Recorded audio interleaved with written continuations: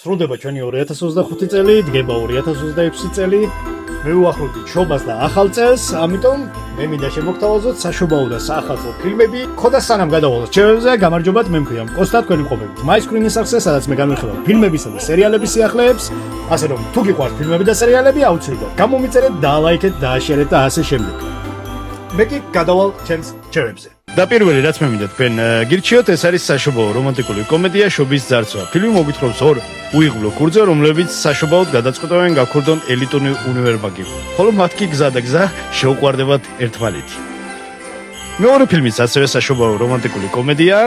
ეს არის შამპანიოლის პრობლემები, სადაც ამერიკელი ბიზნეს ლედი ჩამოდის საფრანგეთში, რათა შეიძინოს შამპანიოლის პარტია, მაგრამ მის და ძალაუნებურად მას ამ ქალაქში შეუყვარდება ახალგაზრდა მამაკაცი, რომელიც აღმოჩნდება იმ წარმოებლის შვილი, ვისგანაც უნდა ეყიდა შამპანიური. ეს კი რა თქმა უნდა მის გეგმებს შეცვლის.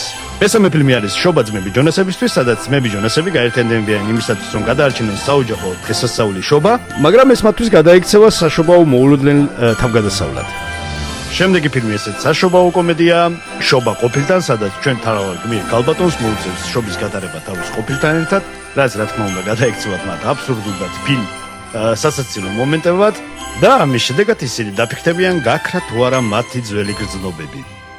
ხუთეულს ასრულებს ანიმაციური ისტორია ელფი და მოპარული შობა, სადაც ჩვენი ელფი გაემგზავრება, რათა გადაარჩინოს მოპარული შობა, გაიჩენს ახალ მეგობრებს და ისწავლის თუ როგორ დაიჯეროს საშობაო სასწაულები.